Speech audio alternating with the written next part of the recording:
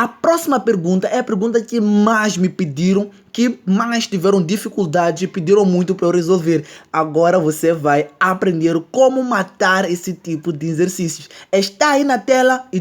Olá! Sejam todos bem-vindos ao Portal do Gênio para mais uma videoaula. Bom, nessa videoaula vamos dar continuação à resolução do exame de Química 2019, primeira época. E desta vez, hoje, vamos resolver do número 20 ao número 31. Então já vai, subscreva, deixe o seu like, compartilhe para que eu possa trazer esses vídeos todos os dias. Fique ligado e vem conosco.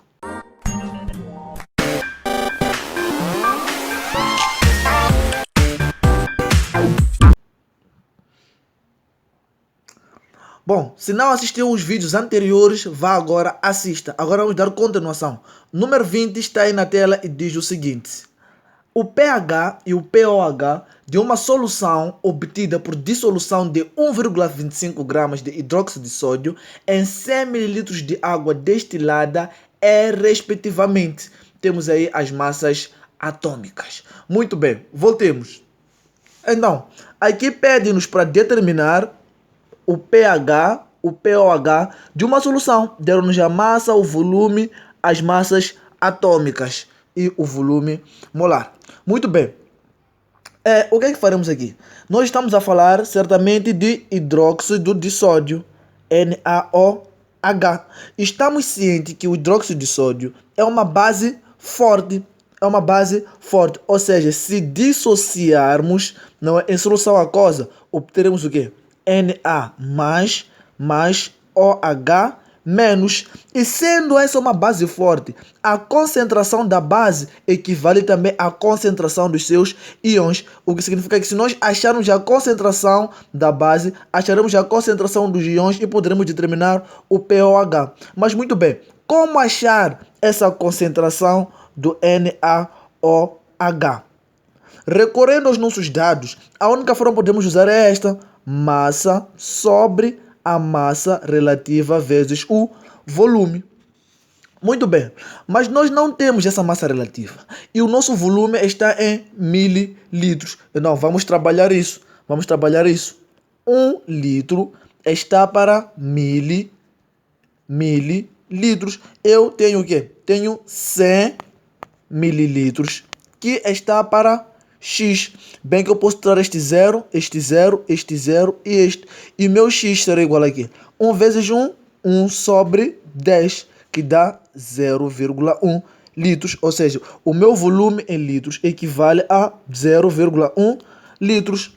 Muito bem. Agora preciso achar o quê? A massa relativa do hidróxido de sódio. Quer falar de massa relativa? Está a falar de massa molecular ou massa molar, mesmo que massa atômica. Depende. Agora, a massa, não é, do hidróxido de sódio, será igual a quê? Será igual ao índice vezes a massa relativa. Mas vamos ver aqui, o nosso índice será 1. Logo, vamos adicionar as massas relativas. Ou seja, ficaria com massa de sódio é 23, mais a massa do oxigênio, 16, mais a massa do hidrogênio, que dá 1. E desta feita, a massa, não é, molecular do hidróxido de sódio será igual a 40. Tendo essa massa, eu posso ver a minha fórmula e substituir. Já tenho a massa, essa massa de cima que é de 1,25. Coloco 1,25 sobre a massa relativa, 40 vezes o meu volume de 0,1. 40 vezes 0,1 dá 4 e 1,25 dividido por 4 vai nos dar um valor equivalente a 0,3125.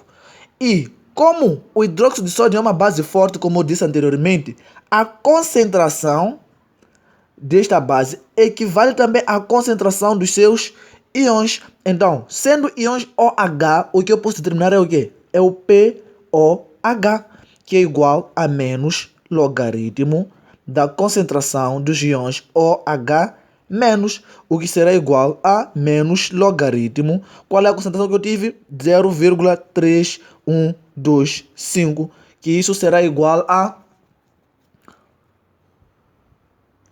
0,51.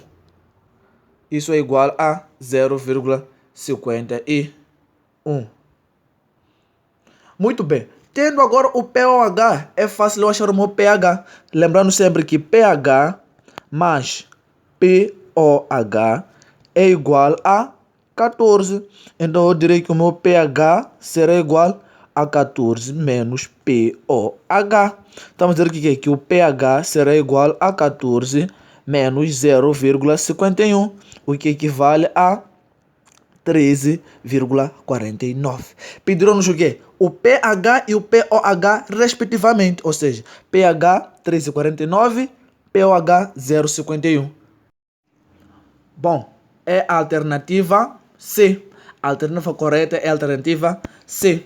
Muito bem, vamos para a próxima pergunta. Mas antes, se ainda não é subscrito, subscreva no canal. Agora, vem. A próxima pergunta está aí na tela e diz o seguinte: a solubilidade de fosfato de cálcio em água a 25 graus Celsius é igual a 7 vezes 10 elevado a menos 7 mols por litro. Então, depois eles perguntam as concentrações dos íons Ca+, ou seja, dos íons cálcio e fosfato são respectivamente. Muito bem, podemos voltar. Deram-nos aqui o fosfato de cálcio, esse senhor aqui. E deram-nos a solubilidade. Se formos a ver, a solubilidade é dada em mols por litro, que é a mesma unidade da concentração. Então, quem tem solubilidade também tem concentração. E tendo a solubilidade do sal, eles pedem-nos a solubilidade de quê? Dos seus íons. Agora, vamos lá dissociar este sal. Dissociando o sal, fico com Ca2+, mais o fosfato. O fosfato é PO4 3-. Mas se eu for aqui olhar o sal, tenho 3 cálcios, então vou colocar aqui 3Ca. E tenho 2 fosfatos, então vou colocar aqui 2 fosfatos. Muito bem, se eu for a ver a proporção, tenho 1, 3, 2. Ou seja, a minha proporção é de 1 para 3 para 2. E eu já tenho a solubilidade do 1 aqui. Logo, posso achar essas duas solubilidades. Vamos começar com os íons de cálcio. Eu já sei que tenho 1 mol para 3. Agora, nesse 1 mol, a minha solubilidade, ou seja, a minha concentração é de 7 vezes 10 elevado a menos 7. Então, aqui será X. O meu X será igual a 7 vezes 10 elevado a menos 7. Vezes 3 sobre 1. O 1 é neutro. Fico com 7 vezes 3, 21, vezes 10, elevado a menos 7. Mas eu não tenho essa alternativa. O que eu vou fazer? Eu vou deslocar a vírgula para a esquerda. Deslocando a vírgula para a esquerda, o meu expoente aumenta. Fica menos 6.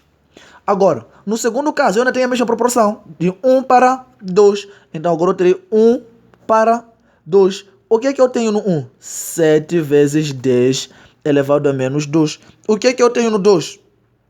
Nada. X. Então, o meu X será igual a 7 vezes 10 elevado a menos 2 vezes 2. 7 vezes 2, 14. Vezes 10 elevado a menos 7. Deslocando a vírgula, fico com 1,4 vezes 10 elevado a menos 6. Ou seja, as concentrações são 2,1 vezes 10 elevado a menos 6, 1,4 vezes 10 elevado a menos 6, que para nós é a alternativa D. A alternativa correta é a alternativa D. Então agora vamos para a próxima pergunta.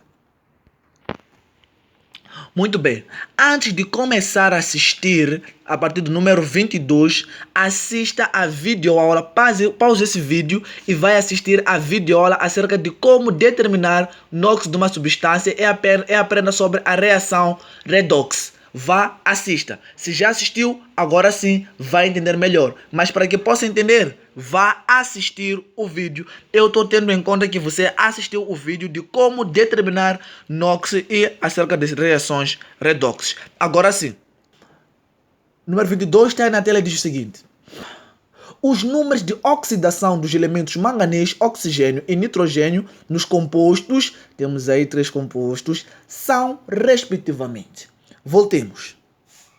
Aqui estamos à procura de quê?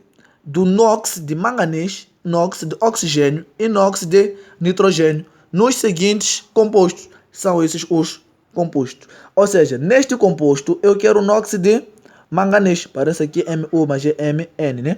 Estou à procura do NOx de manganês. Aqui estou à procura do NOx de oxigênio e por fim, NOx de nitrogênio. Simples, para quem já assistiu o vídeo lá, já faz ideia, já sabemos o que? Que potássio é o grupo 1, então é 1 mais. Oxigênio, NOx menos 2. Agora, é um composto neutro, a soma dos NOx deve ser igual a 0. Logo temos 1 aqui, mais, não conheço manganês, X. Menos 2 vezes 4, menos 8, igual a 0. O meu X será igual a 8 menos 1. Logo, X igual a mais 7. Estamos a dizer que o NOx do manganês é mais 7. Vamos continuar. Não conheço o oxigênio, mas eu conheço o hidrogênio, que é mais 1. É um composto neutro. A soma dos NOx deve ser igual a 0. Fico com 1 vezes 2, 2. Não conheço o oxigênio. X vezes 2, 2x. Composto neutro deve ser igual a 0. Então, 2x igual a menos 2. X igual a menos 2 dividido por 2, que dá menos 1. O NOx do oxigênio é menos 1. Vamos ver agora. Temos um composto iônico. Hidrogênio. Mais 1 vezes 4, 4.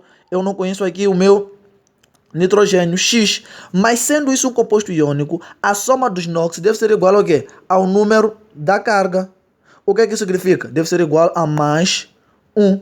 Logo, X será igual a 1 menos 4. X será igual a menos 3. Prontos, já determinamos aqui os NOx. Mais 7 menos 1 menos 3, que para nós é a alternativa A. A alternativa correta é a alternativa A. Vamos para a próxima pergunta. Bom, a próxima pergunta está aí na tela e diz o seguinte: qual dos seguintes processos é uma reação redox? Voltemos. Então, eu tenho aqui os processos.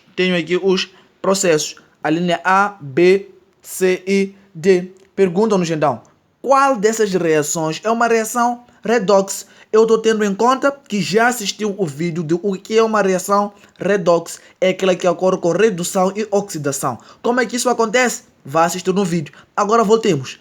Para descobrirmos se há ou não redução e oxidação, temos que saber a variação do NOx. Ou seja, primeiro temos que determinar aqui o NOx de todos esses elementos. Hidrogênio é mais 1. Para dar 0 fica menos 1. Tudo bem? O cálcio é da família 2+, então o seu NOx é mais 2. O oxigênio é menos 2. Vamos achar o carbono. Fico com menos 2 vezes 3, menos 6. Mais 2, mais x. Deve ser igual a 0. Então o meu x será igual a 6 menos 2, 4. O NOx do carbono é mais 4. Vamos ver o que é os dois produtos. Cálcio é mais 2. Mais 2. Fico aqui com mais 2. Para dar 0, menos 2. Dividido por 2, fico com menos 1. Agora, o carbono, oxigênio. Oxigênio já sei que é menos 2. Menos 2 vezes 2. Menos 4 para dar 0, mais 4.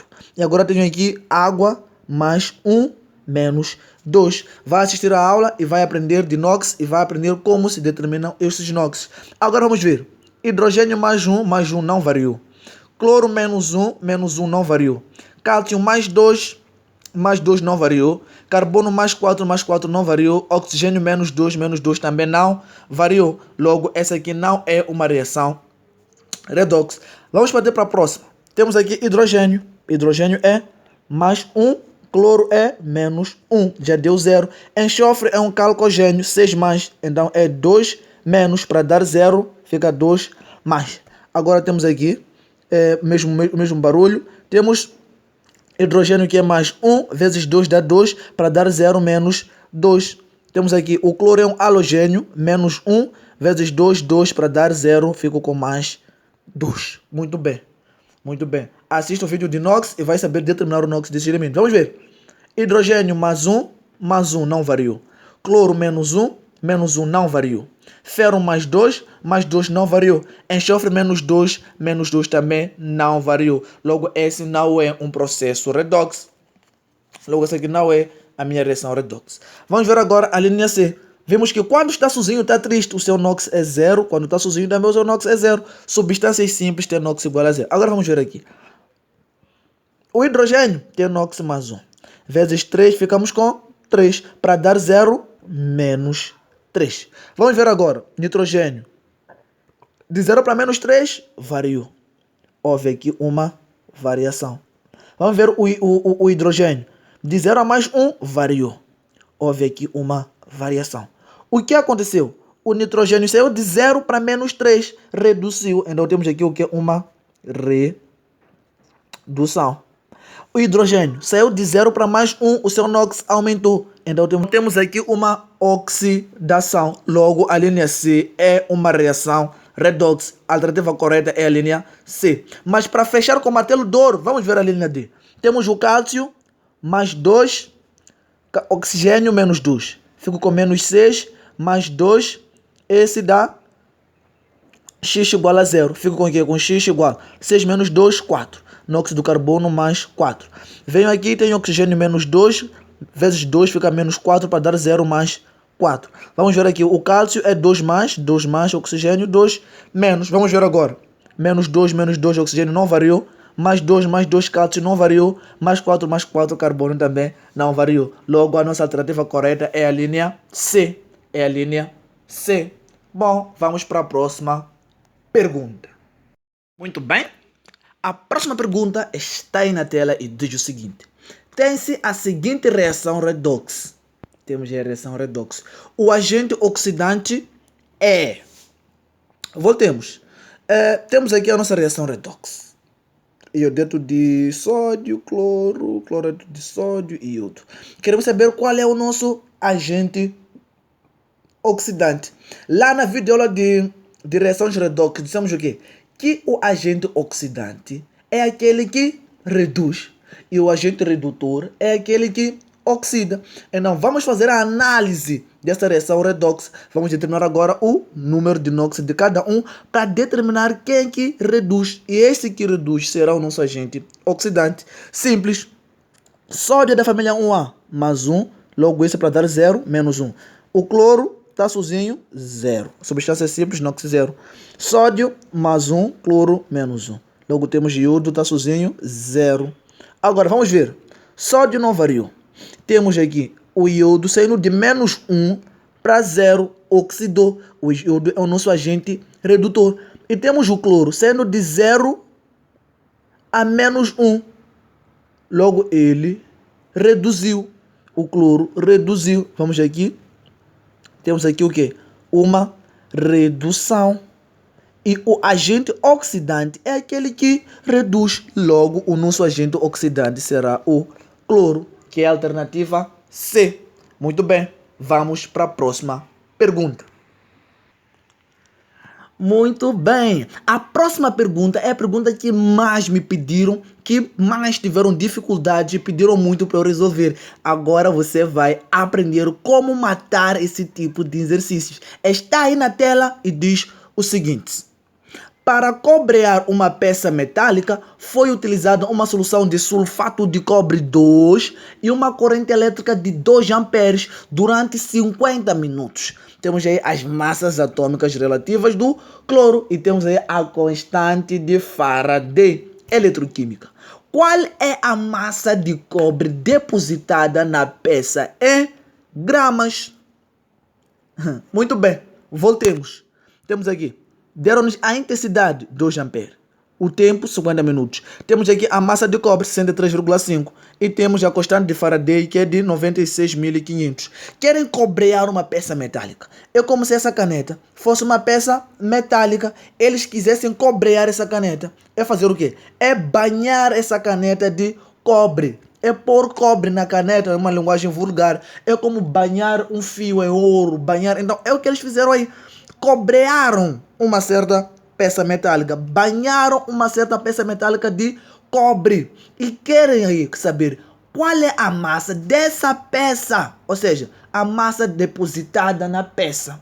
Então, falam-nos de uma solução de sulfato de cobre 2. Esta solução de sulfato de cobre 2. O que está acontecendo aqui? Acontece que esse cobre vai se dissociar. em cobre 2 mais o sulfato. Temos sulfato K, podemos tirar. Ficamos com o quê? Ficamos com cobre, dando origem a cobre 2 mais. Ora bem, aqui temos uma oxidação. Mas, se nós formos a ver, se tu tens, não é, uma solução e tu colocas uma peça metálica lá, veremos que os íons que estão na solução vão sair da solução para a peça metálica. Ou seja, teremos íons se transformando numa peça metálica. Então, já teremos o quê? O cobre 2 mais se transformando no cobre metálico. Teremos agora uma redução. E quantos íons aqui teremos? Teremos 2 eletrões.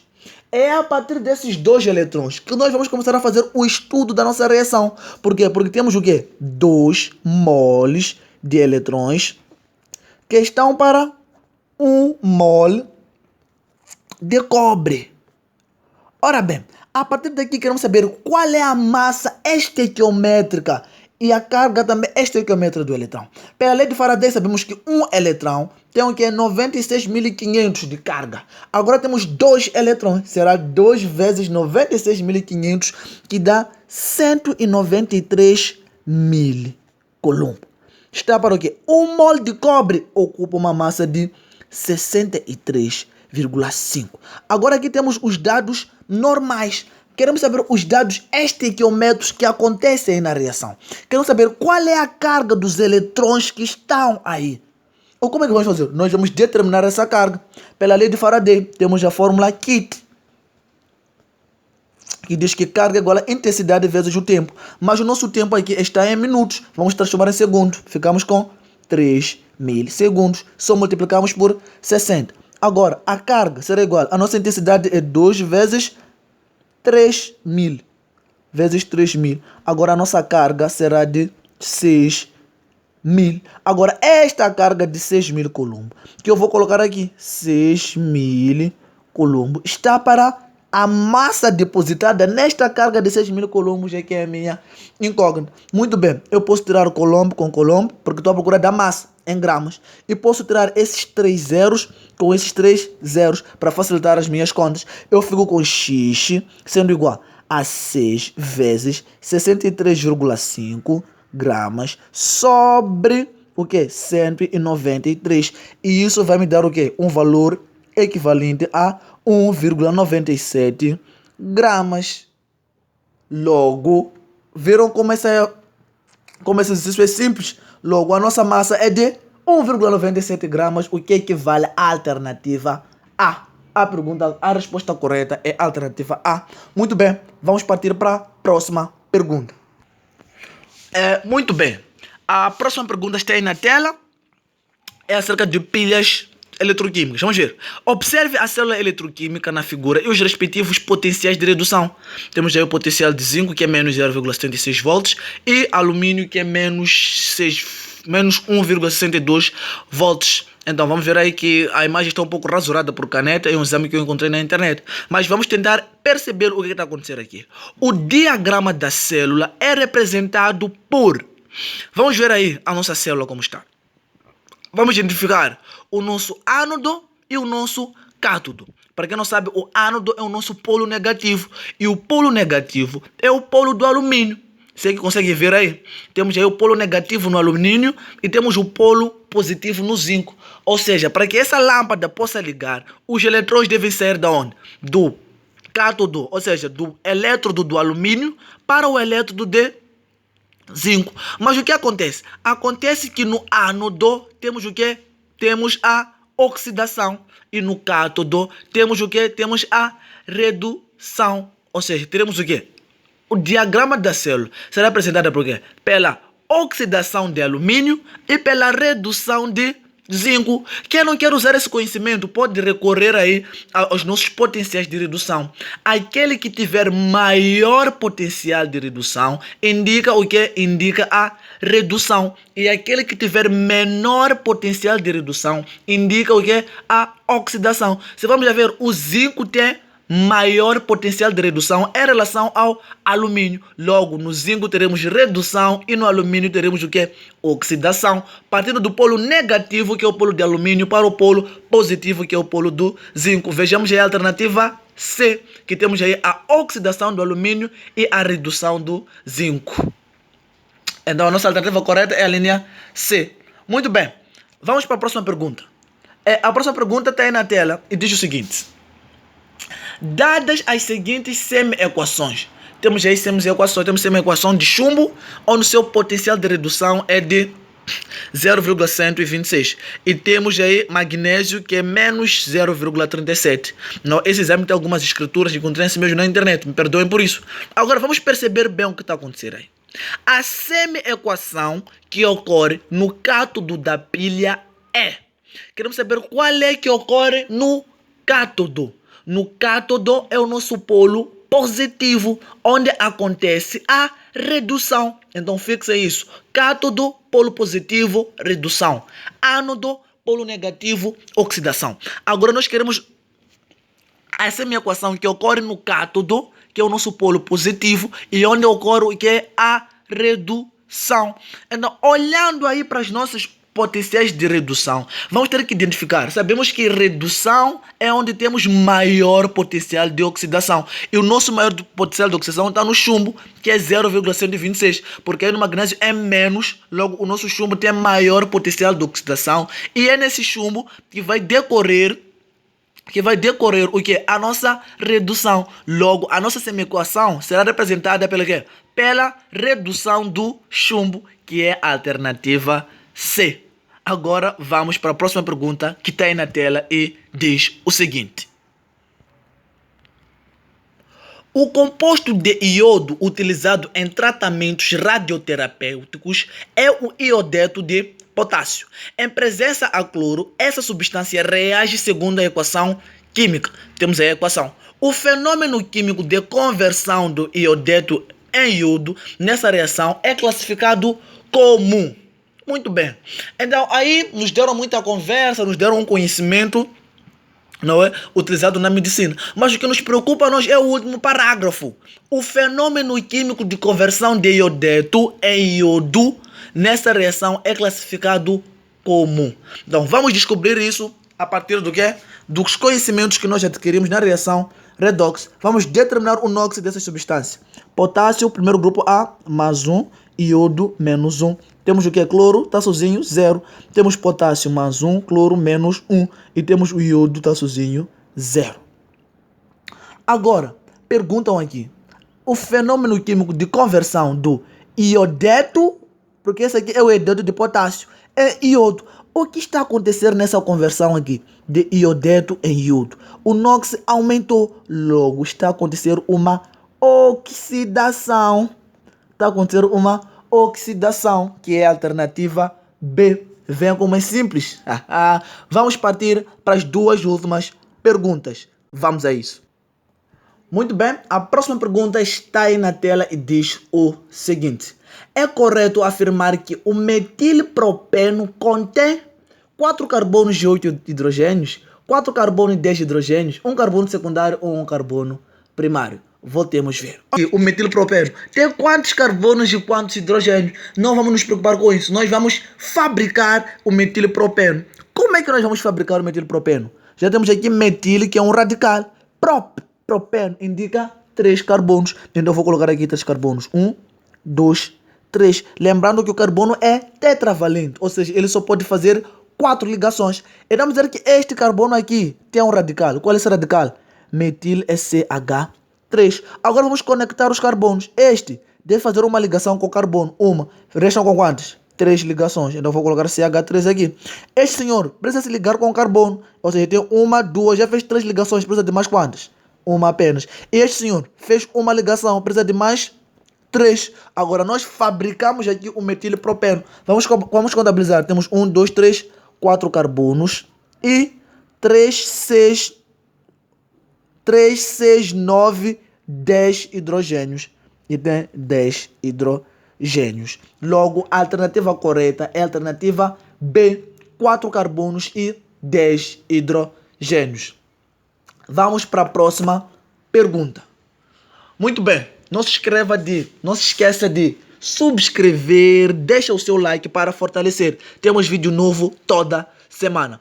Número 30, temos aí na tela o composto, temos aí esses 3 compostos, pertencem respectivamente às seguintes funções. Vamos trabalhar com os 2 primeiros compostos. CH4 é um metano, então metano faz parte dos alcanos, que fazem parte dos hidrocarbonetos. Logo, a nossa primeira função é um hidrocarboneto. Vejamos a nossa segunda função. Temos aí CH3 e CH2. Temos aí o quê? Hidrocarboneto, que se ligaram ao grupo funcional OH. Quando temos o grupo OH ligado diretamente a um hidrocarboneto, temos o que? O álcool. Logo, a nossa alternativa correta é a alternativa C, que é o que? Que é o hidrocarboneto, álcool e por fim o último é um aldeído. Agora temos aí a próxima pergunta. Número 31 está na tela e diz o seguinte. A próxima pergunta, número 31, está na tela e diz o seguinte. Qual das fórmulas abaixo não representa um composto orgânico? Vejam aí as fórmulas. Eu adianto dizendo que a linha A é um composto orgânico. Ficamos com B, C e D. Como descobrir? Vamos trabalhar com os hidrocarbonetos. Lembrando que os alcanos, a sua fórmula geral é o quê? É CnH2n mais 2. Os alcenos é CnH2n. E por fim, os alcinos é CnH2n-2. Agora, contem os carbonos que tem aí, coloquem no N e descobrirão qual desses não é um composto orgânico. Esse trabalho fica consigo. Espero que tenha gostado do vídeo. Subscreva, compartilha e quanto a mim, fui!